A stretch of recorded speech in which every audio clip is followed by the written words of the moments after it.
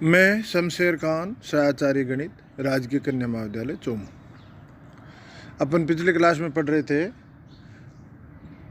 रेखिक आश्रित सदिश या एक घातीय आश्रित सदिश, दूसरा एक घातीय स्वतंत्र सदिश। अपने को कुछ सदिश दिए हुए हों और वो एक घातीय आश्रित सदिश कब होते हैं? जब ऐसे अचर विद्यमान हो, जैसे अपने को तीन सदिश दे दिए v1, v2, v3। इन सदिशों के लिए ऐसे तीन अचर विद्यमान हो जो तीनों शून्य नहीं हो, तीनों में से कम एक अशून्य हो। और दोबारा बताता हूँ, एग्जाम्पल के साथ बताता हूँ, क्लियर समझ में आएगा। अपने पास तीन सदिश है v1, v2, v3। इनके लिए तीन ऐसे अचर α1, α2, α3 विद्यमान हो और तीनों में से कम एक अचर अशून्य हो तथा α1 v1 plus α2 v2 plus α3 v3 is equal to 0 हो। मतलब अचर, तीनों अचर में से कम एक अचर अशून्य हो, फिर भी इनका ये गुणन का योग 0 हो। मतलब α1 v1, α2 v2, α3 v3 is equal to 0 हो। साथ में α1, α2, α3 सभी शून्य नहीं हो। ठीक है, तो v1, v2, v3 क्या कहलाते हैं? रेखिक आश्रित। अब रेखिक स्वतंत्र, यहाँ रेखिक स्वतंत्र की जगह एक घातीय स्वतंत्र, एक ही बात है। मैं कई बार रेखिक स्वतंत्र बोल देता हूँ, कई बार एक घातीय स्वतंत्र बोल देता हूँ, बात एक ही है। तो तीन सदिश v1, v2, v3 रेखिक स्वतंत्र या एक घातीय स्वतंत्र कहलाएंगे यदि v1 तीन ऐसे अचर α1, α2 के लिए α1 v1 plus α2 v2 plus α3 v3 is equal to 0 हो। और ये तभी संभव हो जब तीनों अचर शून्य हो। इन तीनों में से एक भी अशून्य हो तो इनका ये गुणन का योग शून्य नहीं हो सकता। तब ये क्या कहलाते हैं? एक घातीय स्वतंत्र। मतलब α1 v1, α2 v2, α3 v3 is equal to α1 v1 plus α2 v2 plus α3 v3 is equal to 0 तभी संभव हो जब α1, α2, α3 तीनों शून्य हो। एक बार और बता देता हूँ, v1, v2, v3 तीन सदिश हैं। इनके लिए α1 v1 plus α2 v2 plus α3 v3 is equal to 0 तभी संभव हो तब α1 is equal to α2 is equal to α3 is equal to 0। मतलब तीनों अचर शून्य हो तभी ये संभव हो। तो ये v1, v2, v3 क्या कहलाते हैं? एक घातीय स्वतंत्र। इन पे दो क्वेश्चन अपन देखते हैं, फिर एक थ्योरम करेंगे। पहला प्रश्न है, एक सदिश समष्टि R3 में v1 इजकल टू, देखो सदिश समष्टि भी मैंने बताया है, त्रिविम समष्टि है ये। इसका मतलब जितने भी सदिश होंगे उनमें तीन अवयव होंगे, जितने भी सदिश होंगे उनके तीन एलिमेंट होंगे। ठीक है, तो v1 is equal to 1 0 1, v2 is equal to 0 1 0, v3 is equal to 1 1 1। तीन सदिश है। ये कह रहा है कि ये एक घातीय आश्रित है, एक घातीय आश्रित है। इसका मतलब क्या है? तीन ऐसे अचर अगर अपने पास विद्यमान हो, तीन ऐसे अचर ऐसे विद्यमान हो कि वो तीनों ये सभी शून्य नहीं हो, एक हो सकता है, दो हो सकता है, तीनों ही अशून्य होना जरूरी नहीं है, तीनों में से एक अशून्य हो और फिर इनका गुणन का योग शून्य हो। मतलब v1, v2, v3 के लिए α1, α2, α3 ऐसे विद्यमान हो कि ऐसे विद्यमान हो जो सभी सारे के सारे शून्य नहीं है, कुछ शून्य हो सकते हैं। तो कि α1 v1 plus α2 v2 plus α3 v3 is equal to 0 हो। तो अपन इसमें विचार करते हैं तो 3 अचर ले लेते हैं, 1 1 और -1। तो अपन लिखते हैं 1 into V1 plus 1 into V2 plus -1 into V3। इसके लिए देखते हैं, तो आगे बढ़ते हैं। तो 1 into 101 plus 1 into 010 plus -1 into 111। आगे अगला स्टेप आ जाएगा 101 प्लस 010 प्लस -1 और इनका योग करें तो अपने पास आ जाता है 0 0 0, मतलब शून्य सदिश। जो गहरी लाइन में मैंने 0 लिखा है वह है शून्य सदिश का संकेत है। तो साफ सुथरी बात हो गई कि 3 अशून्य अचर के लिए 3 अशून्य अचर है 1 1 -1। इनके लिए 1.V1 plus 1.V2 plus -1.V3 is equal to आता है 0। अतः V1 V2 V3 एक घात आश्रित है। अब एक घात स्वतंत्र चर का छोटा सा उदाहरण देखते हैं। यदि V1 is equal to 10, V2 is equal to 01, तो V1 व V2 एक घात स्वतंत्र है। तो अपन क्या करते हैं, 2 अचर ले लेते हैं, α1 α2, और मान लेते हैं α1 V1 plus α2 V2 is equal to 0। तो माना α1 α2 बिलोंग्स टू R। तो α1 V1 plus α2 V2 is equal to, अपन इसमें थोड़ा करेक्शन करते हैं, माना α1 α2 बिलोंग्स टू R तथा α1 V1 plus α2 V2 is equal to 0। ये दो चीज़ अपन मान लेते हैं और आगे बढ़ के अपन α1 और α2 को 0 प्रदर्शित कर दें कि α1 α2 0 है। तो अपन कह देंगे कि ये सदिश एक घात स्वतंत्र है। तो माना α1 α2 बिलोंग्स टू R तथा α1 V1 plus α2 V2 is equal to 0। अब आगे बढ़ते हैं।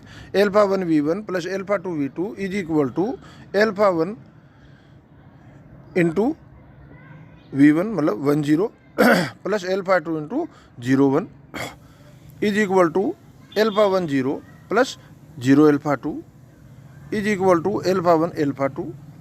और अपन ने क्या लिया है, α1 V1 plus α2 V2 is equal to 0। तो α1 α2 इज इक्वल टू 0, देन 0 का मतलब 0 सदिश, 0 सदिश का मतलब वो 0 0 है। तो α1 V1 plus α2 V2 is equal to 0 सदिश, देन α1 α2 इज इक्वल टू 0 सदिश, then α1 α2 is equal to 0 0, then α1 is equal to 0, α2 is equal to 0। तो α1 V1 plus α2 V2 is equal to 0 तभी संभव है जब α1 is equal to 0, α2 is equal to 0, अर्थात V1 तथा V2 एक घात स्वतंत्र है, एक घात स्वतंत्र है। अब एक प्रमेय देखते हैं। अच्छी प्रमेय है, इम्पोर्टेंट प्रमेय है परीक्षा के पॉइंट ऑफ व्यू से, क्योंकि ये शुरुआत में दी हुई है, फर्स्ट प्रमेय है और अच्छी प्रमेय है, इसलिए परीक्षा के पॉइंट ऑफ व्यू से ज़्यादा इम्पोर्टेंट हो जाती है। प्रमेय है किसी सदिश VF सदिश समष्टि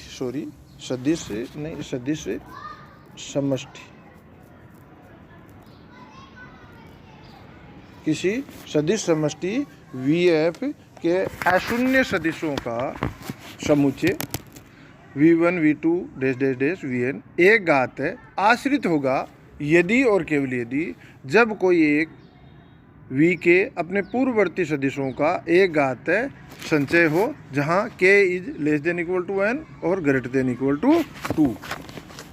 तो इस greater than equal to 2 less than equal to n इस थ्योरम को प्रूव करने में इसमें ज़्यादा उलझने की जरूरत नहीं है। एक तो इसमें ध्यान रखना है कि थ्योरम क्या दे रखी है, यदि और केवल यदि, यदि और केवल यदि, मतलब यदि दिए हुए सदिश एक घात आश्रित है, परतंत्र है, तो V के अपने पूर्ववर्ती अवयवों का एक घात संचय होगा, एक घात संचय होगा। और यदि v के अपने पूर्ववर्ती अवयवों का एक घात संचय है तो सदिश v1 v2 v3 dash dash dash vn एक घात परतंत्र होंगे। ठीक है, तो एक चीज़ माननी है और दूसरी प्रूव करनी है, फिर दूसरी माननी है और पहली प्रूव करनी है। तो सबसे पहले अपन मान लेते हैं, माना सदिश v1 v2 dash dash dash vn एक घात आश्रित है।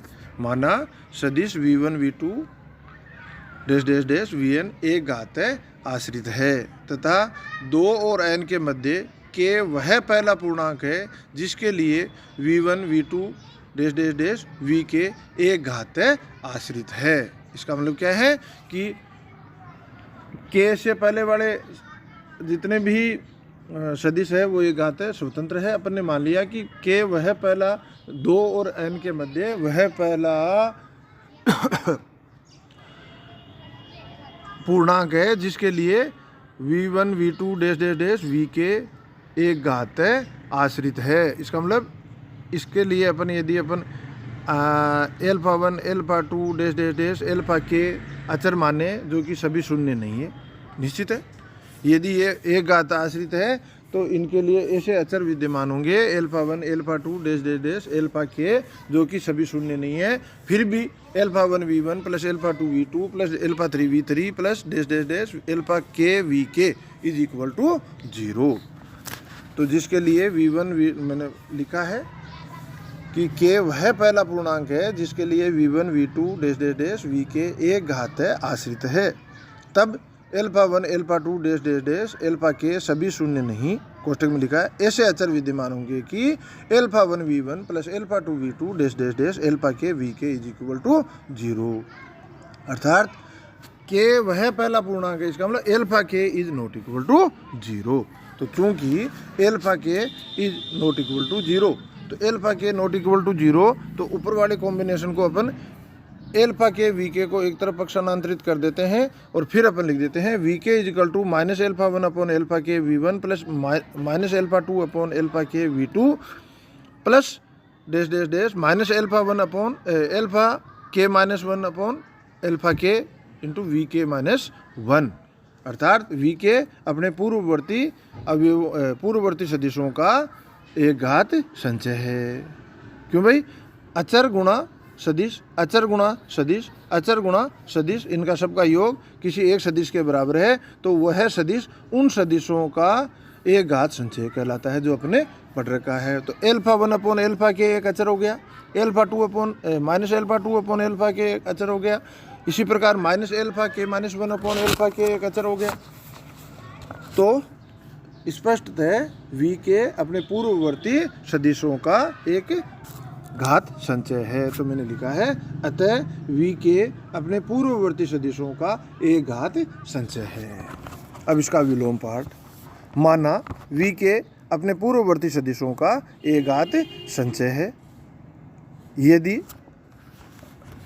है एक घात संचय है तो एल्फा 1 एल्फा 2 एल्फा के बिलोंग्स टू एफ, मतलब एक घात संचय है तो अपने पास यदि ये अचर विद्यमान है तो अपन लिख सकते हैं V k equal to alpha 1 v1 plus alpha 2 v2 plus dash dash dash alpha k minus 1 V k minus 1। और इसको अपन लिख सकते हैं alpha 1 v1 plus alpha 2 v2 plus dash dash dash alpha k minus 1 V k minus 1 plus ये V k को अपन उधर ले जाते हैं तो माइनस एक अचर है तो minus 1 V k is equal to 0।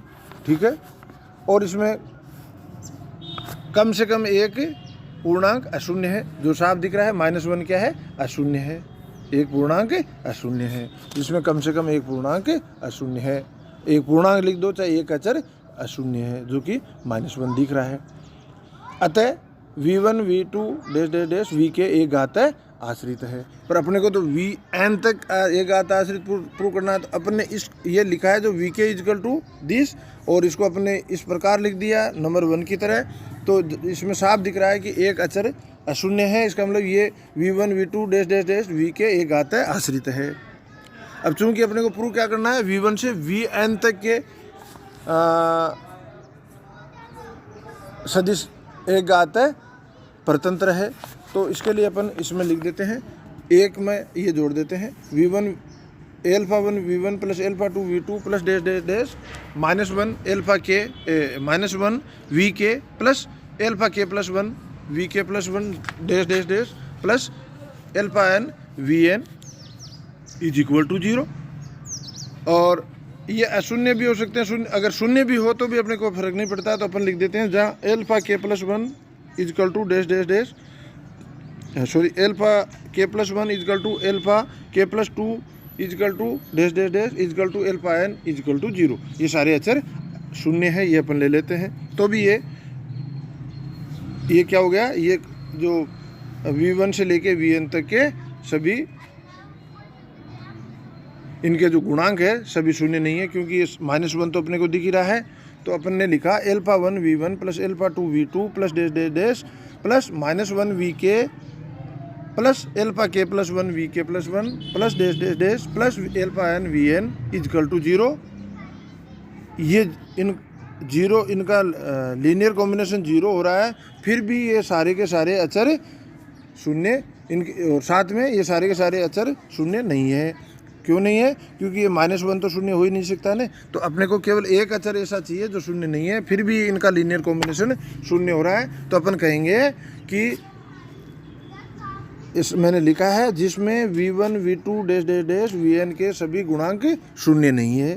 तो ये सारे लीनियर कॉम्बिनेशन तो शून्य के बराबर है, फिर भी इनके सारे अक्षर या सदिश के गुणांक शून्य नहीं है। अतः v1 v2 dash dash dash vn एक घात आश्रित है।